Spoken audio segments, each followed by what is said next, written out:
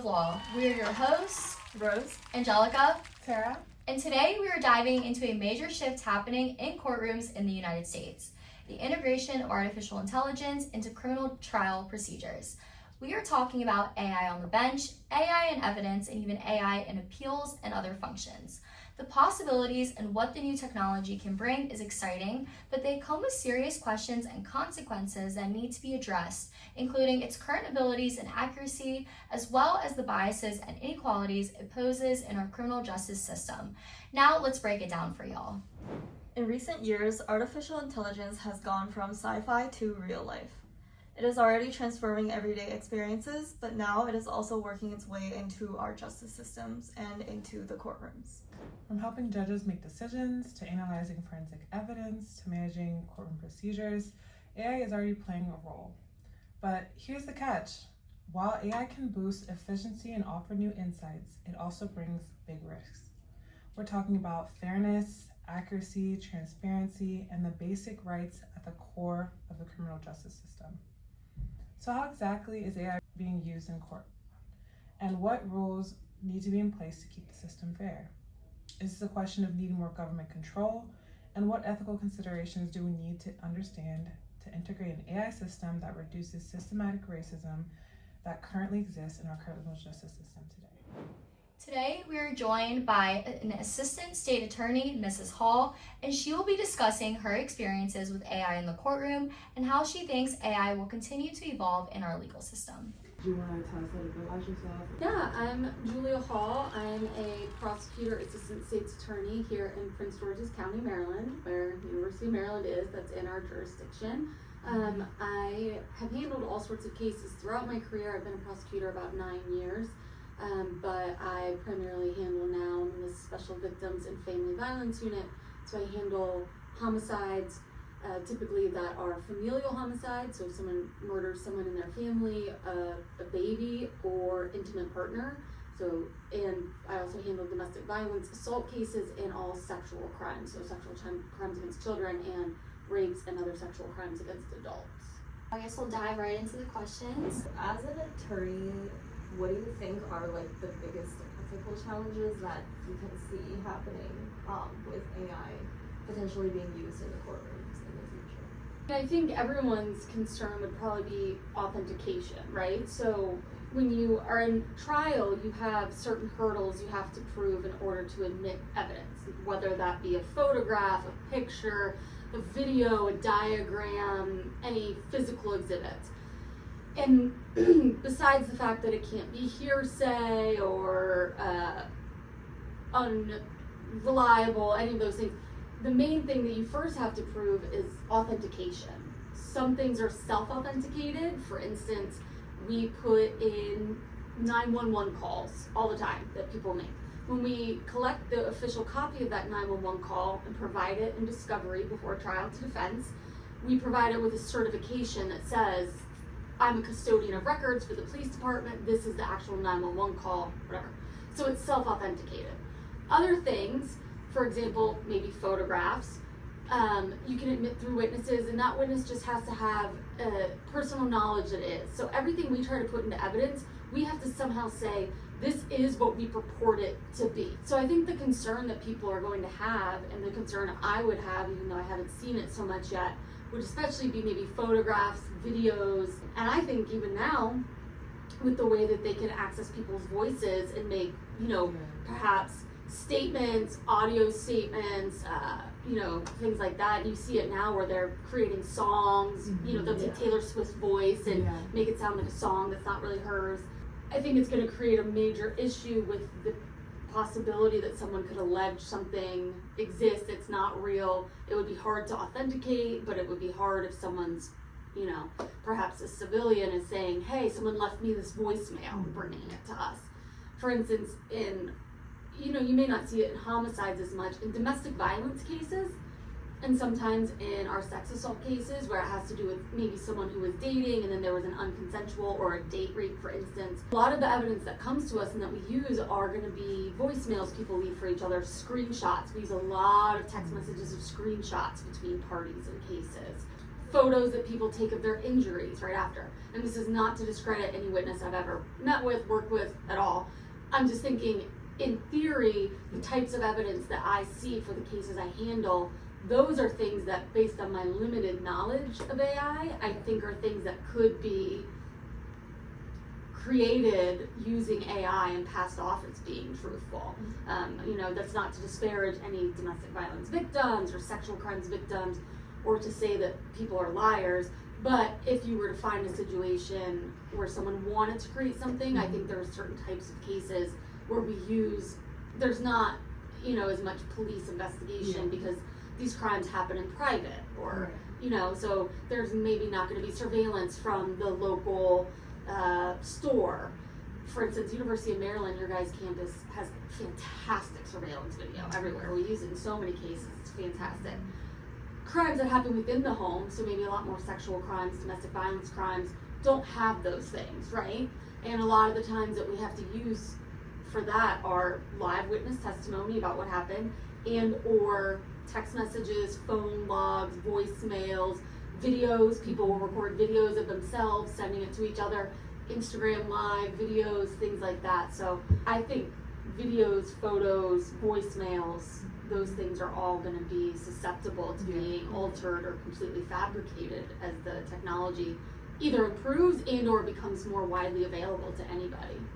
Have you experienced any bias that AI might have created? So I can just say, I had a hearing a few months ago, and I know that the opposing party had used AI to transcribe an interview that was done with a child in a sex offense case. And those types of witnesses and victims have to have they use a special protocol when they interview them. They're child-friendly protocols, and they're deliberately done to ask open-ended questions, because you don't want to lead children, right? You don't want to say, hey, this person did this to you, didn't they? You get the children in and you give them a comforting environment. We have trained professionals, social workers, forensic interviewers, detectives who speak to children, and when we prep them for trial, we speak to children specifically to allow open-ended so they can use their own words, right? Because it's important. The truth is important. We want the truth. That's what we're after here. You have to be very careful with how you're interpreting children's words and exactly what words they are and aren't using. And so I've seen in a hearing where it was about specifically the very nitty-gritty details of what had been alleged and what had been said by children, and comparing two different children and their allegations for one defendant, and whether or not the trials would be held together, whether or not there was enough overlap between the two victims and their accounts so that it would meet a legal standard of whether the trial would be one trial or two separate trials. And in that situation, you're getting into very specific things, literally the exact wordage that a child uses, and then also what was their intonation, how was it said, in what context was it said. And the other party had used AI to transcribe an audio of that interview, and so their notes were a little different than maybe my notes in reflecting the exact details. And the judge was going back and directing us to, hey, no, I need to know what victim one said specifically about this incident. It came down to, where did these assaults happen? How old were they when it happened? How did it begin? How did the defendant approach them? How did really detailed stuff? And so it wasn't a massive issue. I'm not saying that the other person did anything wrong, but that's the first time I've really seen it where, they had AI sort of just come up with this quick and dirty transcript for them versus what we had that was people generated, and I had written it up and had people help me with it that were more trained and knew what we were looking for and were used to this. And there were some discrepancies there, and when you're in situations that are that specific and it's important to be that detailed, when you start to see discrepancies, and especially I think interpreting children, maybe interpreting people with special needs, interpreting people with speech pattern issues, speech issues, you may run into a problem where you're going to see AI not being as accurate as we need to be. A lot of the things that we do when we put witnesses on a stand, for instance, and we tell the jury, you get to judge the credibility of a witness, because you get to look at how does someone answer, what's their body language, do they want to look at you, do they seem truthful. You're allowed to bring in, we tell them, your entire knowledge you come here with, your common sense, your life experience. Do you find this person truthful? Why do you think they're not telling you? Things like that. You sort of lose that human interpretation of things when you're taking it to AI. Although I've seen and heard where people will say, AI, like, this person, you might see it in dating, like some of the podcasts or stuff I listen to, like dating detectives, For or it's sure. like, oh, this guy sent me this message, AI interpret it, like, what does it mean to be like me? But it's, what is AI basing it on? Who is AI? How do they know? What's their interpretation? What is AI's ability to interpret and to then project or to report back on human intonation, human nature, the human experience?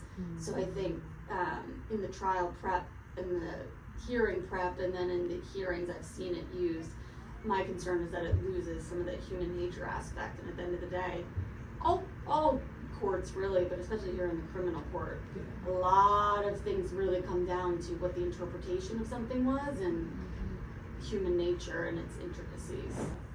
Ultimately, do you see AI as that it would negatively impact the criminal court system, or do you think in the future it would have more benefits than harms, if you realize?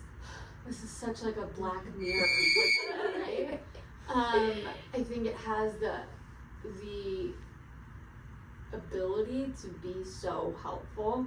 I don't know what, if any AI I really use myself, or I'm not too informed on it, but if I if I knew of and could use something that would help organize, we just have such massive amounts of information. If it could be used in a way to help organize and cut time out of not looking through things, so you need to review everything yourself, but to be able to use it in a way to very quickly group and organize things, or hey, pull from all of this stuff and tell me where I have this, where's this, where's this. I just think it would be so helpful for trial, and at least I can speak from the role of a prosecutor in a county where we have a huge caseload, to be able to streamline some of that process and pull things quicker. Obviously, you have to review everything yourself. You have to put eyes on it. You have to hear it and see it. But once that initial thing is done, when you're going back and sometimes you don't know that a case is going to be a trial until that day. I mean, it's very literally trial by fire. It's you have to be prepared for a bunch of things. You have numerous things set one day. You don't necessarily know. So if you could do your initial stuff, and then even when you're in court or in the middle of a trial and something gets said you weren't expecting necessarily, and you're going, okay, I need to address this when I get up there now, so where in these thousands of pages, get me exactly here. Now we have that, but there's a lot more of your own brain power. It should be organized and saved here. I think it would be tremendously helpful as far as getting less time spent on that, so that we can focus on doing more in each of the cases and having quicker access to pulling things on command. It's cool when you see new technology come, and I remember being amazed when we could pull clips of videos into PowerPoints. The idea of new technology, and I'm sure there's cool stuff that AI can do, I think especially for right now, and what I see in criminal cases, with TV, CSI, Law and Order, all this stuff, man. And I used to tell juries this in my opening. I'm like, there's not going to be a green screen. There's not a hologram. You watch CSI, and it's like, a crime occurred, and then there's a girl in an office. It's like a hologram. She's like, I already know who did it. I got their DNA. I'm like, that's not realistic at all. And juries, I think, expect more and more they see this stuff in movies and TV, they expect it. And so being able to sort of wow them a little bit with a really nice PowerPoint or a really nice production value of the videos and the evidence you're showing them, I think is effective, because it's all human nature, right? And it's hard to argue that people who don't watch these things on TV and video aren't going to be captivated by a really nice presentation. But at what point does using AI to aid in a really nice presentation of the actual real authenticated evidence start to blur with, is something being manipulated? Is it being altered? Is it being transformed in a way that's not ethical? So I think it would be great as far as organization purposes and as far as performative purposes, but I have a great fear that as much as it would be really cool and fancy and interesting to a jury, you really start to run the line of where are we crossing it? Where is it too much? Where does it start to pull away from the truth. Thank you for joining us today, Ms. Hall. One of the biggest shifts is the use of AI to help judges decide cases. Legal scholars have identified two models, AI as a support tool that gives recommendations, and AI as an autonomous decision maker that actually issues binding rulings. You can guess which one raises more red flags. While the support model keeps a human in charge, full automation threatens the right to a fair trial. Judges are supposed to be independent, impartial, and human. If a machine starts calling the shots, are we undermining that? Other studies show that AI can help with analyzing legal norms, managing caseloads, and scheduling. All helpful stuff, but again, accuracy and oversight are critical. If AI misinterprets the law or makes a biased suggestion, someone's freedom could be on the line. The bottom line is, AI in decision making has potential, but it can't replace the human judge. Not yet, and maybe not ever. Now let's talk about AI-generated evidence, a whole new kind of courtroom challenge. AI can analyze data from automated vehicles, digital devices, or surveillance systems. But is that evidence reliable? And more importantly, can it be challenged in court? In the US, the Constitution guarantees a defendant's right to confront their accuser. But what if the accuser is an algorithm? Courts have ruled that machine-generated data isn't a human statement, so it doesn't get cross-examined, and that's a big deal. Legal experts argue that the complexity of AI systems, the so-called black box problem, makes it hard to scrutinize or even understand how the evidence was created. That's a serious threat to transparency and due process. Some scholars suggest combining the best of both legal worlds, the adversarial system's cross-checks with the inquisitorial system's expert analysis. The goal? Keep the evidence trustworthy without letting AI hide behind complexity. AI is also making its way into courtroom logistics and appeals. A study in Fairness in Criminal Appeal explains how AI can help during appeals by analyzing which testimonies were most relevant in earlier trials. It can cut down the time and resources needed for rehearings. Sounds great, but only if the technology is transparent and judges stay in control.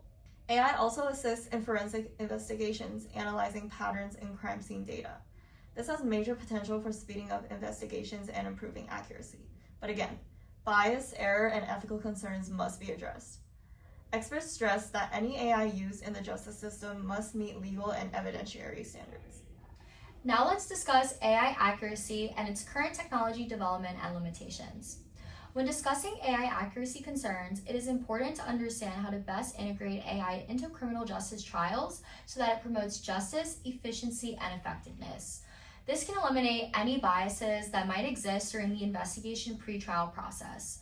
It implements democratic oversight, designing effective human-machine processing to ensure human oversight is reliable, and communicating with stakeholders about how AI is being used. This is vital when implementing AI tools that are going to be the most effective in achieving transparency and reliability without threatening an individual's due process and right to a free trial. Technologies that threaten the pre-existing biases that exist in the policing and investigation process are facial recognition and algorithmic data. These technologies present inaccuracy and reinforces the existing biases and inequities that exist among minority communities. AI algorithms are used for predicting future crime likelihoods, but this can only really affect certain groups and biases in law enforcement by directing focus on specific marginalized groups, which increases arrests for individuals being profiled in those communities. This violates the right to a free trial, as AI algorithms may present certain racial or ethnic groups in arrest and conviction data, which reinforces the existing biases that exist for these specific groups of people. When AI algorithms focus on specific demographic groups, this increases arrests and utilizes feedback loop AI algorithms for predicting future crime likelihoods, which can introduce bias due to specific demographic groups being targeted by these algorithms. And finally, AI algorithms that are presented pre-trial, such as detention decisions, bail hearings, and sentencing, violates the right of the presumption of innocence until proven guilty, as convicted individuals are not being considered for the circumstances of the accused. Rather, they are categorized as convicts prior to being given the opportunity to prove themselves innocent. Looking into the federal policy implications, under Biden's administration in 2023, he passed Executive Order Safe, Secure, and Trustworthy Development and Use of Artificial Intelligence. Some key objectives of this policy outlines enhancing AI safety and security, which means developers of high-risk AI systems must conduct safety tests and share the results with the government before public release. It protects civil rights and privacy, which emphasizes that AI should not worsen job quality or cause labor disruptions. Also, it cannot disadvantage marginalized groups. Promoting innovation and competition by setting clear guidelines and aimed at fostering a competitive AI industry while ensuring responsible development practices. It establishes a federal leadership in AI by requiring major federal agencies to appoint chief AI officers and task the National Institute of Science and Technology with developing standards for AI safety and trustworthiness. And finally, it develops AI infrastructure by recognizing growing energy demands of AI technologies and directing federal agencies to make government sites available for AI data centers and facilitate their connection to the electric grid. However, under the current administration, Trump has taken action to remove AI barriers and revoked Biden's executive order. Here's what his current policy outlines. It enhances America's dominance in AI to promote human flourishing, economic competitiveness, and national security. AI systems must be free from ideological bias or social agendas.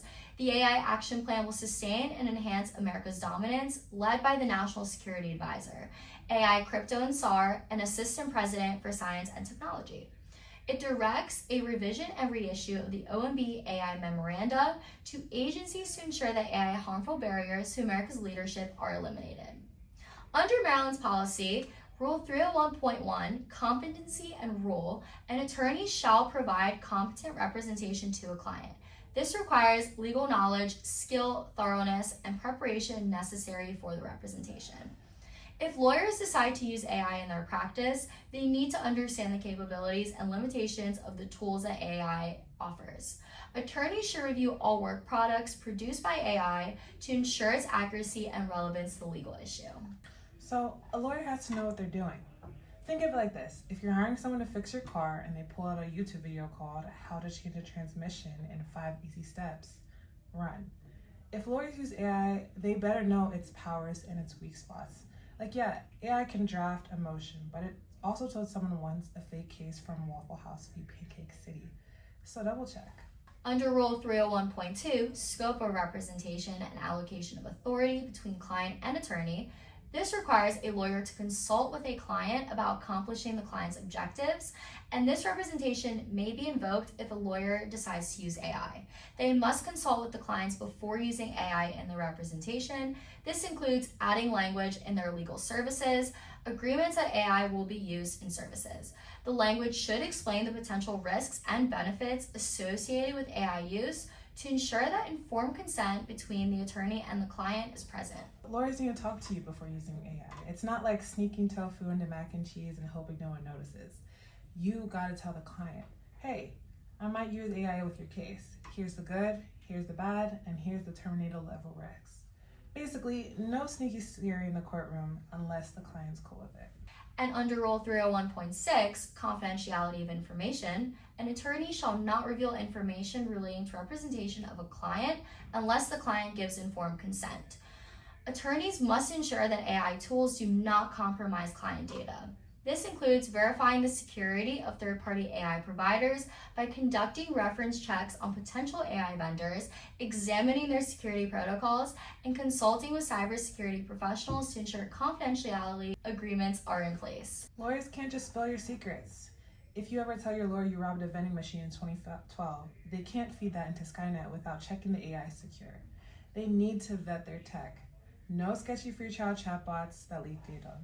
And under Rule 303.3, candor toward the tribunal, this provides a lawyer from knowingly making a false statement of fact or law or failing to correct a false statement of material fact or law previously made to the tribunal. It reviews all AI outputs to ensure accuracy before putting it into a pleading and filing it with the court. Translation: don't lie to the judge, like ever, especially not with AI's help. If AI spits out something false, the lawyer has to catch it. You wouldn't turn a group project without reading the part your partner wrote, right? Or maybe you would, but lawyers definitely can't. And finally, under Rule 308.4, misconduct, This provides a lawyer from engaging in conduct involving dishonesty, fraud, deceit, or misrepresentation. This includes engaging in conduct that is prejudicial to the administration of justice. This prohibits any attorney to knowingly manifest by words or conduct when acting in a professional capacity bias or prejudice based upon race, sex, religion, national origin, disability, age, sexual orientation, or socioeconomic status.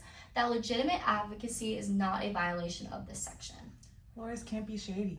No lying, no cheating, or being really biased in court. The rules say even if you're using tech, you cannot turn into a courtroom villain from a Netflix docuseries. So, can lawyers use AI? Sure, but it's not a cheat code. It's more like an intern who's super smart but kind of makes stuff up sometimes. Lawyers still gotta supervise like a boss and let you know what's going on. So next time we hear we use AI for that, just remember it's like putting hot sauce on ramen. It's fine, but you better know what kind and how much, or you're gonna regret it. So as for Texas in comparison, in February 2025, the Texas Center of Legal Ethics issued Opinion 705, responding to a request from the State Bar's Task Force on Responsible AI in the Law. This opinion examines the ethical issues arising from the lawyer's use of generative AI tools like ChatGPT. It emphasizes that while AI can assist in tasks such as legal research and document drafting, lawyers must remain vigilant against AI's potential to produce inaccurate or fabricated content. The opinion underscores that attorneys are ethically obligated to ensure the accuracy and reliability of all information submitted to the court, regardless of whether AI was involved in its generation. The bar also established the task force to explore the implications of AI in legal practice. So while there is no specific ban of AI in the state yet, it is being carefully monitored. However, courts have been taking action. Let's start with a federal court in the Northern District of Texas. Judge Brantley Starr made headlines by requiring lawyers to submit a special certificate with every court filing. Basically, it confirms one of two things. Either no part of the document was written by generative AI, or if AI was used, then a human reviewed and verified everything using traditional legal research. It's not about banning AI entirely, it's about making sure lawyers stay responsible. Because at the end of the day, it is the attorney, not the algorithm, who answers to the court. Other Texas district courts are getting ahead of this too. Over in the Eastern District, courts are warning attorneys that AI tools might spit out legally inaccurate content. The message is clear. Don't let AI do your job for you. You still need to use your own legal judgment. Down south in the Southern District, they've taken it a step further. Lawyers have to certify that their filings are either AI-free or thoroughly reviewed. If they skip that step, then the court can strike down the document from the record. Even more Texas courts from the 30th to the 78th District have rolled out similar standing orders. Across the board, judges are asking lawyers to declare upfront whether AI was involved in preparing any legal filings. Now before we wrap up, we've got to talk about one of the most important and most complicated parts of all of this, the ethical concerns. Because AI in courtrooms sounds efficient, maybe even revolutionary, but at what cost? One of the biggest red flags is the lack of transparency. Many AI tools operate using what's called a black box algorithm, meaning systems that make decisions but do not explain how. And we're talking about someone's freedom or even their life. Not being able to understand how a decision was made is a huge problem. Legal professionals can't challenge a ruling if they don't even know how the AI got there. Another major issue is bias. As much as AI seems like it should be neutral, it's only as good as the data is trained on. And that data often reflects real-world inequalities like racism, classism, and historical over-policing in marginalized communities. So instead of eliminating bias, AI can actually make it worse. Like we mentioned earlier, systems predicting future crime likelihoods can end up disproportionately flagging minority communities, leading to more surveillance and more arrests and fewer chances at justice. Then there's the issue of privacy. These systems often rely on massive amounts of personal data from court records to digital communications, and there's not always a clear process for how that data is stored, shared, or protected. As one article put it, AI is powerful, but it needs to be kept on a short leash. And don't forget about accountability. If AI systems make it harmful or flat out wrong recommendation, who's responsible? The developer, the judge, the state? Right now, there just aren't enough rules put in place to answer that question. That's why researchers and legal experts are calling for new regulations and strict ethical standards and better training for legal professionals using these tools. Some would even suggest that lawyers and judges need what they call AI competency. The same way doctors have to understand the risks of new tech in medicine, legal professionals also know what AI can and can't do in the courtroom. At the end of the day, AI can be a tool for justice, but only if we're clear on how it's used, who's using it, and what safeguards are in place, because justice without ethics isn't justice at all. AI is here, it's not going away, but we have a choice on how it is used. Regulation is essential. We need clear rules for how AI gets used in the courtrooms. We need to ensure human oversight, transparency, and compliance with legal standards, especially when someone's liberty is on the line. Looking ahead, more research should focus on how to harness AI's benefits without compromising the fairness and integrity of criminal trials.